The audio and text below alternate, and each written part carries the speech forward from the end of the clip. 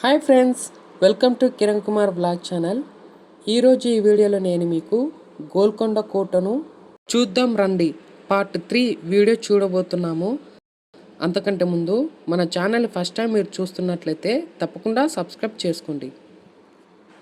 ఈ వీడియో చూసేదానికంటే ముందు పార్ట్ 1, 2 మీరు చూసే ఉండింటారు. ఇది పార్ట్ 3 వీడియో అండి. ఇందులో ఏంటంటే మనం రైట్ సైడ్ నుంచి వెళ్ళి రైట్ సైడ్లోనే దిగుతూ రైట్ సైడ్లో చివరి దశలో అయితే మనమైతే ఉన్నాము. ఇది కోటను చూడడం కోసం అని చెప్పేసి స్కూల్ పిల్లలు అయితే పైన వెళ్ళి చూసి వస్తున్నారు. ఇది ఒక చిన్న గుహ టైప్ మాదిరి ఉంటుందండి. అంటే పూర్తి గుహ కాదు, కానీ రాళ్ళ కట్టడంలో అందరు నివాసం ఉంటారు కదా, అప్పటి కాలంలో మనకు అలాగ అనిపిస్తుంది. మరీ లోపలికి వెళ్తే చీకటిగా ఉంటుంది. ఆ చీకట్లో గబ్బిలాలు ఉన్నాయి. కొంచెం బ్యాడ్ స్మెల్ అనేది వస్తూ ఉంటుంది. కాబట్టి వెలుతురు ఎంత దాకా అయితే ఉందో అంత దాకానే వెళ్ళండి. అంతకుమించి మీరు ఎప్పుడన్నా విజిట్ చేయడానికి వెళ్ళినప్పుడు మాత్రము వెళ్ళొద్దని నా సలహా ఇస్తున్నాను మీ అందరికి కూడా. ఇక మనం చిన్నగా కోటను అక్కడ స్టార్టింగ్లో ఉన్నటువంటి కోట రాతి కట్టడాలు ఉంటాయి కదా, దాని పైకి అయితే ఎక్కి ఈ వీడియో నేను తీస్తున్నాను. మనకు కోట మొత్తం కూడా ఇక్కడ నుంచి మనకు కొంచెం క్లియర్గా స్పష్టంగా అయితే మనకు కనిపిస్తుంది. చూడండి అందరూ కూడా. ఇక్కడ కోటకి ఇంకొక భాగం మీకు చూపిస్తున్నాను. అంటే ఇక్కడ గార్డెన్ ఉంది, ఉద్యానవనం. అందరూ కూడా వచ్చి కొంచెం రిలాక్స్ అవుతున్నారు. కోటను అప్పటికే చూసిన వాళ్ళు. ఇప్పుడు నేను గుహ టైప్ మాదిరి ఉంది అని చెప్పాను కదా, దాని లోపలికి వెళ్తున్నాము. చూడండి, మనం వెళ్తున్నప్పుడు గబ్బిలాల శబ్దం అయితే వినిపిస్తూ ఉంటుంది. కీచ్ కీచ్ కీచ్ కీచ్ అని చెప్పేసి. అలాగే కొంత బ్యాడ్ స్మెల్ కూడా వస్తుంది ఈ ఏరియాలో. ఎందుకంటే మొత్తం చీకటిగా ఉంటుంది కాబట్టి అక్కడ గబ్బిలాలు, పావురాలు అనేటివి ఉంటాయి. అందుకు కొంచెం బ్యాడ్ స్మెల్ అనేది వస్తుంది ఈ ఏరియాలో. ఇప్పుడు ఇక్కడ చూస్తున్నాం కదా ఫ్రెండ్స్, ఇక్కడే రాణిగారి యొక్క గది కూడా ఇక్కడైతే ఉంది. ఇదంతా కూడా రాతి కట్టడాలు. చాలా కట్టడాలన్నీ ఇక్కడ, వివిధ గదులన్నీ ఇక్కడైతే ఉన్నాయి. ఇది ఒక చిన్న నీటి కొలను, చిన్నది ఒక ఫౌంటైన్ అంటారు కదా, అలాంటిది. ఆ గోడలు చూడండి, పాతకాలం కట్టడాలు ఎంత చూడటానికి ఎంత బాగున్నాయో. ఆ రాతి కట్టడాలు మీరు ఒక్కసారి చూడండి. ఇక్కడ నుంచి మనం చుట్టూరు ఒక్కసారి కెమెరాను తిప్పితే మనకు అందమైన ఆ రాతి కట్టడాలు మనం చూడవచ్చు.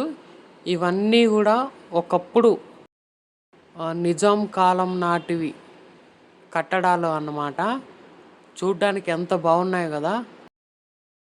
ఇక్కడ మహారాణి గారి యొక్క గది అండి ఇది అని అక్కడున్న గైడ్ మనకు చెప్పడం అయితే జరిగింది.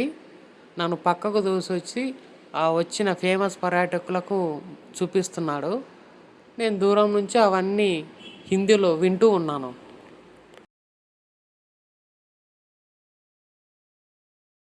ఇదే రాణి గారి యొక్క గది. మీరు ఎప్పుడైనా విజిట్ చేయాలనుకుంటే, చూడాలనుకుంటే తప్పకుండా రండి గోల్కొండ కోటకు.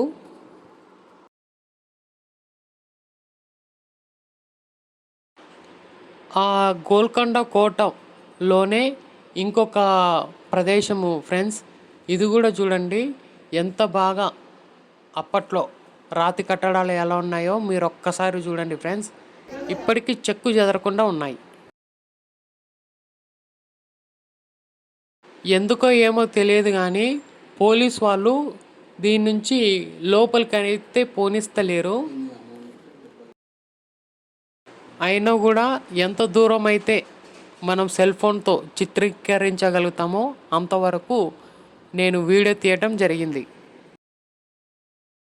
మీరు మొదట చూసినప్పుడు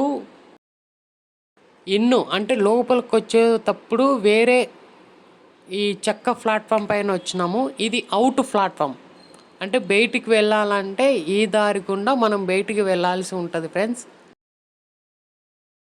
చూడండి ఎలా ఉందో, మొత్తం చీకటిగా ఉంది కదా.